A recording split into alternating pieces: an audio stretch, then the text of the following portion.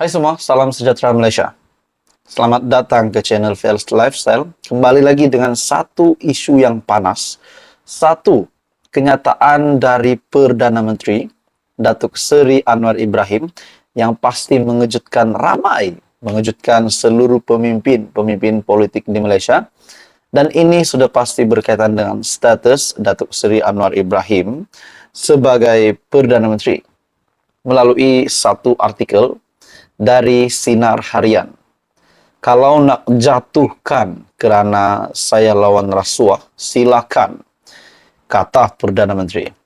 Seperti yang kita tahu, setelah Datuk Seri Anwar Ibrahim mengangkat sumpah sebagai Perdana Menteri, sebagai pemimpin Kerajaan Malaysia Madani hari ini, kita dapat melihat SPRM semakin giat melakukan tangkapan, agresif membuat kerja, dan banyak saja individu-individu yang kita tidak percaya pun akan terlibat dengan kes rasuah, menerima dan meminta rasuah, pengubahan wang haram, salah guna kuasa, akhirnya berjaya didedahkan, berjaya dilondehkan rahsia mereka, terutamanya kepada pemimpin-pemimpin politik yang terlibat, terpalit dengan rasuah, dan juga beberapa individu, bukan saja beberapa, tapi ramai individu yang berjaya direman, berjaya ditangkap, berjaya dibocorkan rahsia mereka terlibat dengan rasuah. Jadi kita dapat lihat misi dan visi Perdana Menteri untuk menumbangkan, untuk membendung kes rasuah di Malaysia, untuk menyelamatkan bangsa, menyelamatkan rakyat supaya selamat daripada kes-kes rasuah, aktiviti-aktiviti yang tidak baik ini. Jadi kenyataan Perdana Menteri ini pasti mengejutkan. Kalau nak jatuhkan kerana saya lawan rasuah, silakan, kata Perdana Menteri. Okey, saudara-saudara, tuan-tuan dan puan-puan. Sebelum saya meneruskan isu panas ini, kenyataan dari Perdana Menteri ini, saya minta jasa baik anda untuk bantu channel ini dengan menekan butang like, share dan subscribe. Perdana Menteri Datuk Seri Anwar Ibrahim menegaskan beliau tidak akan bertolak ansur dalam usaha membersihkan Malaysia dan menyelamatkan bangsa daripada tindakan individu yang merompak kekayaan negara. Anwar berkata, beliau mengarahkan kerajaan supaya menyelamatkan negara daripada pemimpin-pemimpin yang mengayakan diri dengan merompak harta kekayaan negeri. Itu tekad saya. Senang susah saya hadapi. Kalau nak jatuhkan kerana saya lawan rasuah, silakan. Tetapi saya tidak akan bertolak ansur daripada bersihkan negara ini dan selamatkan bangsa kita dan negara kita daripada tindakan orang yang merompak kekayaan negara. Bukan sedikit, dan ini termasuk pimpinan yang ada dalam kerajaan, baik menteri dalam kalangan kerajaan negeri Exco.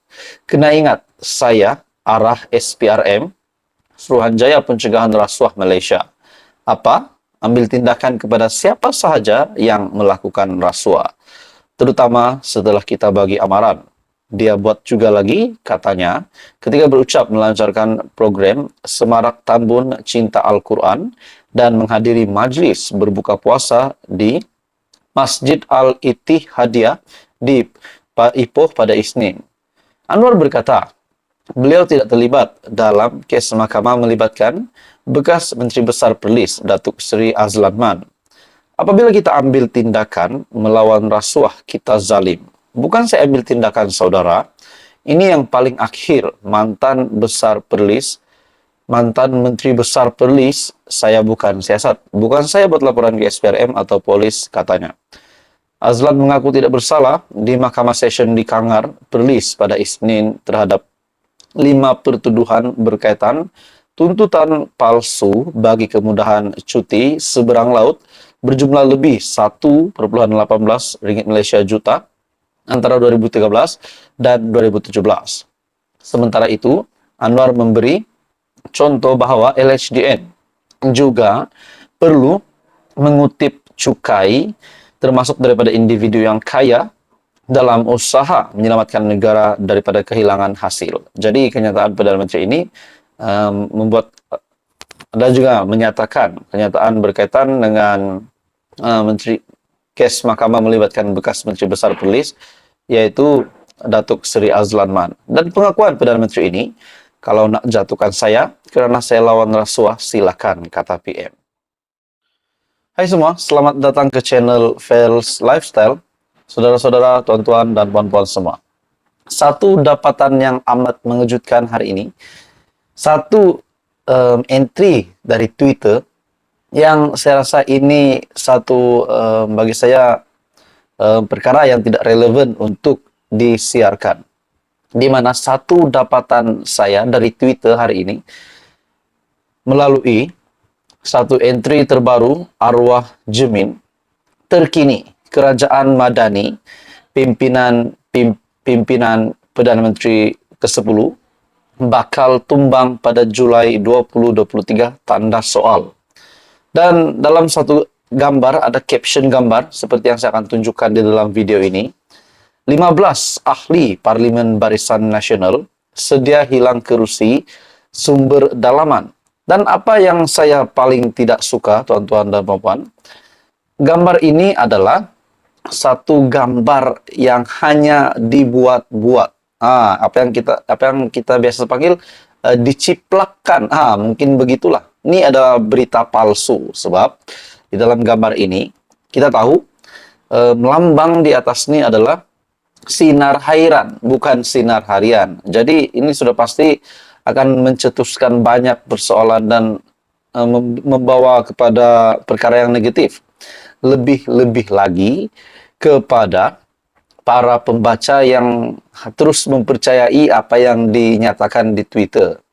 Jadi tuan-tuan dan puan semua, berkaitan dengan tajuk di dalam berita palsu ini, yaitu ditulis di dalam artikel ini, kononnya lambang itu sama dengan sinar harian. Namun apa yang kita dapat lihat sini, gambar ini adalah sinar hairan.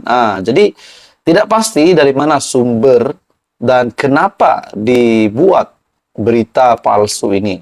Dengan membuat persoalan di sini, tajuk artikel ini, 15 ahli Parlimen BN sedia hilang kerusi sumber dalaman. Jadi tuan-tuan dan puan semua, ini satu berita yang tidak baiklah. Tidak patut dicontohi, di mana menyebarkan berita palsu. Ini pasti sedikit sebanyak akan menjejaskan reputasi kepada individu, kepada parti ataupun pemimpin yang namanya dinyatakan di dalam artikel palsu ini. Jadi tuan-tuan dan semua, artikel ini adalah palsu, namun saya hanya menyampaikan kepada Anda peringatan supaya kita tidak mudah percaya dengan apa yang dinyatakan, disiarkan di media. Jadi entry tweet ini Anda boleh lihat, saya ada tangkap screenshotnya.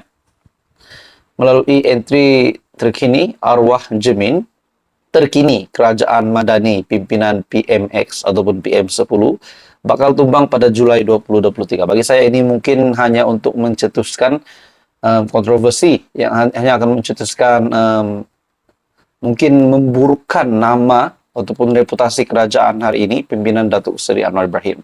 Kononnya dalam satu artikel, 15 ahli Parlimen BN sedia hilang kerusi sumber dalaman. Jadi tuan-tuan dan puan semua, menurut Anda, apa komen Anda setelah ada berita palsu begini? Jadi mohon kita jangan cepat percayalah. Tapi walaupun begitu tuan-tuan dan puan semua, berkaitan dengan artikel ini, 15 ahli Parlimen BN sedia hilang kerusi, menurut berita palsu ini, bagi saya ini tidak relevan lah. Kenapa pula tiba-tiba ahli Parlimen BN sedia hilang kerusi pula? Dari mana pula infonya? Itulah namanya berita palsu kan. Jadi tuan-tuan semua, kita coba elaklah untuk menyebarkan.